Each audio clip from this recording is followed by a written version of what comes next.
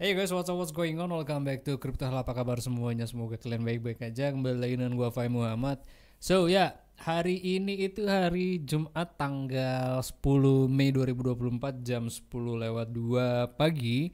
Dan besok itu sudah mulai weekend, jadi gua harap teman-teman dalam keadaan sehat agar bisa menyambut weekendnya atau istirahat itu dengan sukacita, dan juga mudah-mudahan pekerjaannya dalam 5 hari belakangan ini sudah bisa diselesaikan ya, agar besok nggak kepikiran nih sama pekerjaannya nanti.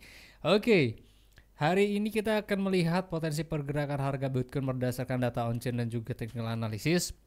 Tapi sebelum kita technical analysis, gue akan fokus kepada si data on-chain-nya dulu. Dan juga gue sudah memberikan analisa pada grup Telegram untuk Chainlink, karena ini Chainlink kelihatannya juga prospektif banget, melihat dari dua skenario yang kita akan bahas nanti pada technical analysis si Chainlink.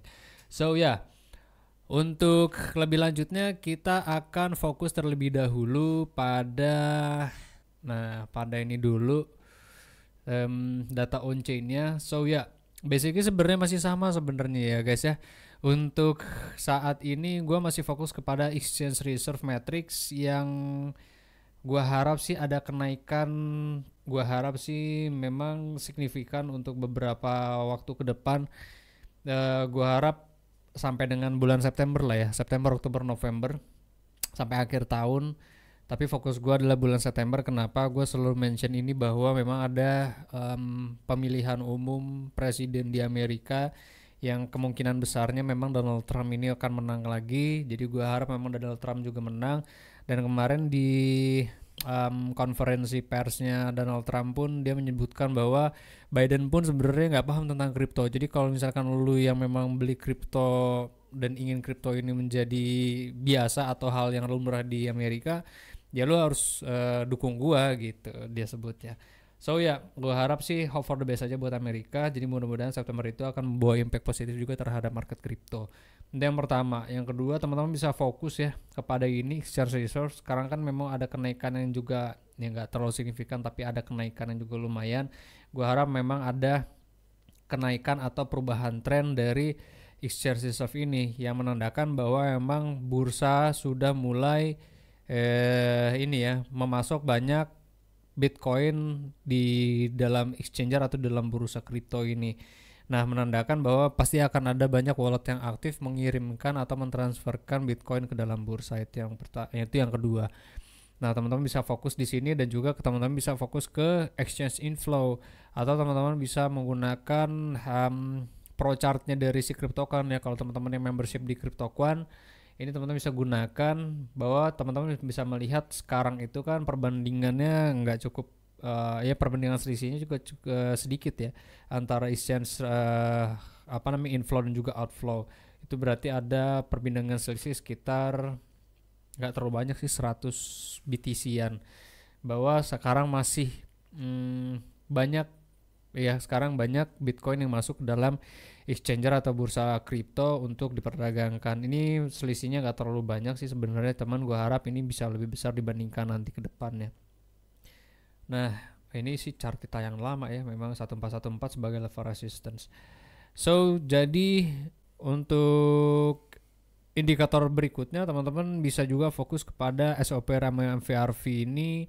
Ini gue nge-review lagi ya, kita refreshing lagi sebenarnya. Kan kita sudah mention bahwa harus memperhatikan value atau nilai dari 2,65 ini sebagai area-area di mana harga itu selalu volatile. Jadi memang sudah sesuai dari ekspektasi kita, dan teman-teman harus melihat ada potensi kembali lagi nantinya, bila mana memang value-nya itu naik lebih tinggi dibandingkan 2,65, berarti harga maksudnya bisa breakout ya dari 2,65, maka volatilitas harga itu pasti akan cenderung agak lebih meningkat, berarti harga itu bisa lebih tinggi lagi harganya. Tren bisa meneruskan harga ke bullish market. Nah, ini beberapa faktor yang teman-teman juga perlu perhatikan ya. Kalau untuk sementara ini, untuk miner sendiri nggak terlalu agresif, walaupun kita melihat minor outflow pun cenderung volatile ya untuk beberapa bulan belakangan. Dari Januari sampai dengan bulan April kemarin mah agak sedikit volatile, kalau sekarang sih so-so aja. Terus kalau kita melihat berdasarkan minor position index pun yang juga sama nggak terlalu volatile. Jadi basically kemarin itu pada awal mulai Januari sampai dengan bulan April memang agak sedikit volatile, yang menandakan para miner ini memang in profit gitu, banyak yang jualan atau banyak yang mentransaksikan Bitcoin. Ya memang karena halving juga ya guys ya, makanya banyak para miner pun yang menjual Bitcoinnya ke pasar gitu. Nah ini untuk sentimen dari data on chain. Nah kalau untuk technical analisisnya, teman-teman bisa fokus kepada ini ya, masih sama sih sebenarnya gue, karena ini kan sudah menjadi level support ya, Fibonacci 0,3, Fibonacci 0,5. Gue lupa Fibonacci-nya yang mana nih ya.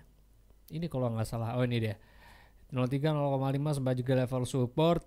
Gua harap sih ini bisa menjadi level support untuk meneruskan tren ke harga yang lebih tinggi.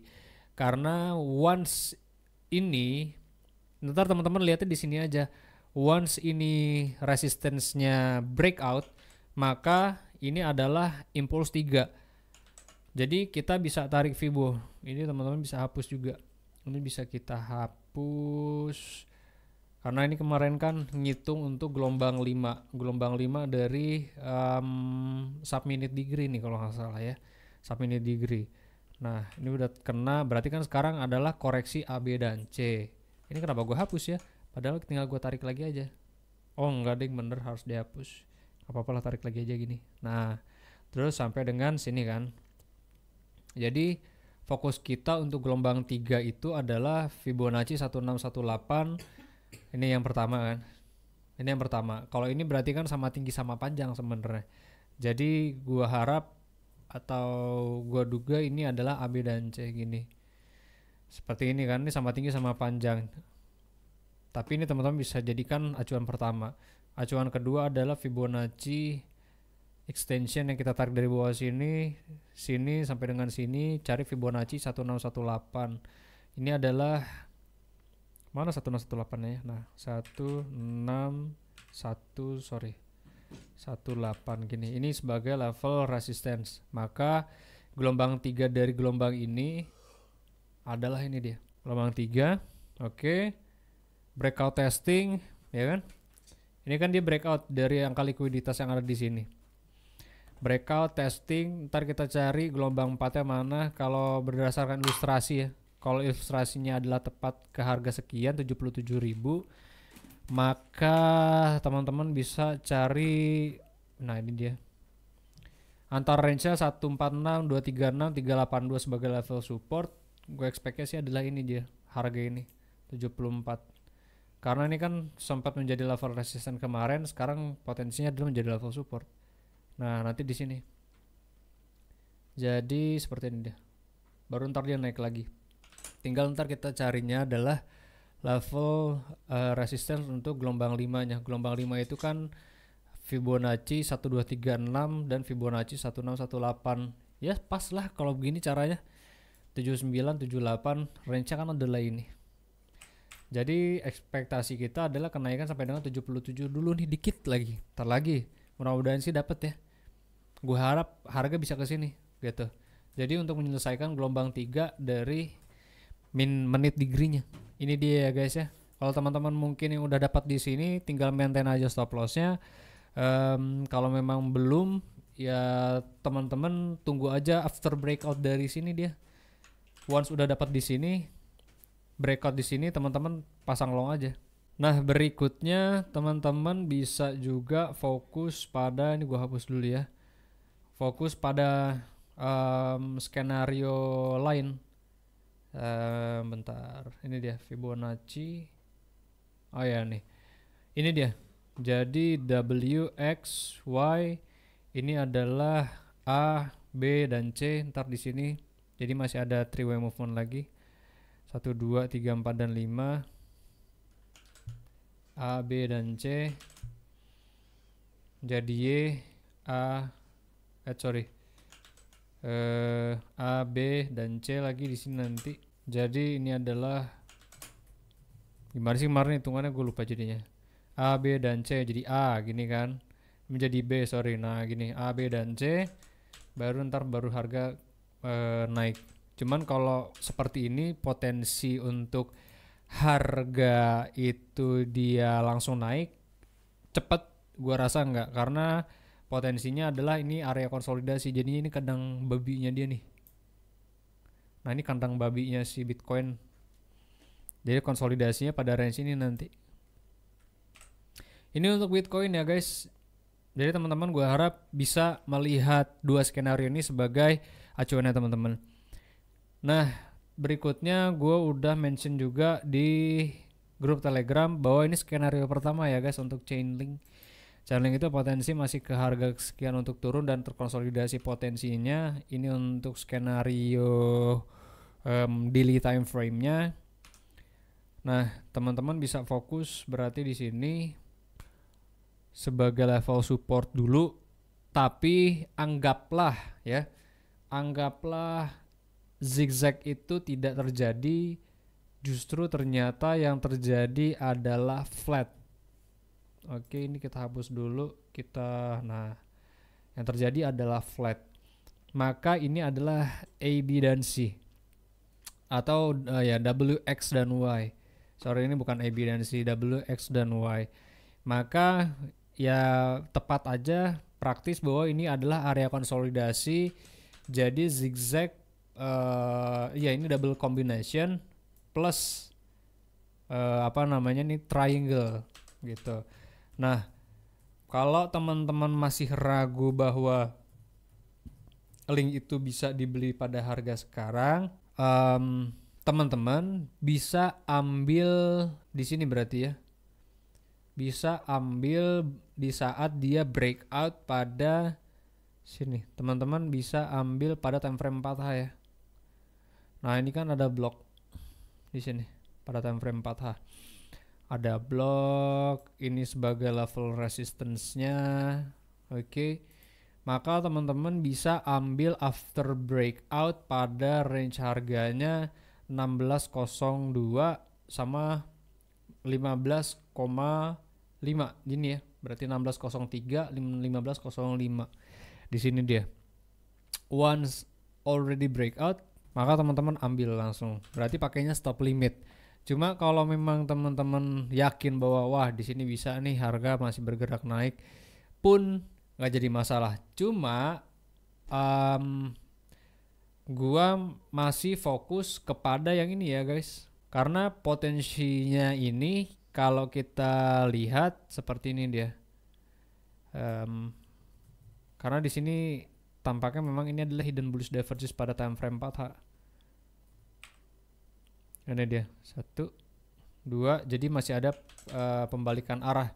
Pembalikan arahnya pun gua harap atau ekspektasi gua ini fake out. Jadi teman-teman harus waspada. Harga itu berarti naik nggak nyampe 1618 banget sih sebenarnya. Ini teman-teman bisa fokus sama ini kan extension ya, Fibonacci 1618, 1.13, 1272, 1414. Kita lihat dulu level resistance paling dekat mana. Ini dia. Nah, teman-teman perhatiin. Support breakout jadi resistance. Maka 1272 dan 1414 gini dia. Nah, enggak ding. Bentar, kita lihat dulu. Oh ya sini sih. Paling make sense sebenarnya ini. Kalau teman-teman mau lihat 1.13 pun sebenarnya nggak jadi masalah ya. Misalnya 1.13, 1.272, 1.14. Kalau gue lihat sih 1.414 di harga 17,6, 18,16. Ini sebagai level support, sebagai level resistance. Makanya kalau teman-teman ngelong di sini, gue harap sih TP di sini ya lumayan lah, dapat 10%-an lah ya. Dapat 10%, baru ntar harga itu turun lagi. Ini untuk skenario bearish juga menjadi skenario 2 dari yang ini. Karena gua rasa pun sebenarnya nggak akan langsung turun ke sini sih. Yaitu nggak akan langsung turun sini karena ada kenaikan dulu sedikit baru ntar dia turun. Jadi kalau kita lihat at the daily time frame-nya, At the daily time frame-nya masih sama, mana di Elliott Wave gua. Jadi ini 34 ya. 1 2 nah 34 dan 5. Justru kalau seperti ini level supportnya pun akan lebih tinggi dia. Ya sama aja sih sebenarnya ya. Harganya kan ekspektasi kita adalah $10 untuk si Chainlink ini. Ini dia ya guys untuk si Chainlink bearish skenario-nya turunnya. Nah kalau untuk bullishnya maka ini udah selesai, berarti kan untuk menjadi area konsolidasi ini gua ini dulu ya. Ini gua hapus dulu, ini gua hapus, ini gua hapus. Ini juga boleh gua hapus. Maka setelah itu teman-teman bisa fokus kepada target berikutnya dari gelombang pertama, gelombang terpertama untuk menyelesaikan gelombang 3. Ini kan gelombang 1 2. Maka ada potensi untuk ini kan apa namanya minor degree berarti ya. Sorry, ntar gua make sure dulu. Intermediate, sorry. Ini intermediate, maka nanti akan ada gelombang yang seperti ini dia. Gelombang ini 1 2-nya lagi di sini tapi 1 2 untuk di dalamnya si intermediate berarti minor degree-nya. Ini minor degree 1 2 baru 3 4 dan 5. Seperti itu deh. Oke, ini dia guys Bitcoin dan juga Chainlink, mudah-mudahan membantu teman-teman dalam mengambil keputusan. Thank you very much buat teman-teman yang sudah menonton sampai dengan selesai. I do really appreciate it. Gua Fai Muhammad, kalian jangan sakit-sakit, sehat terus karena satu mahal. See you guys in the next video. Peace out.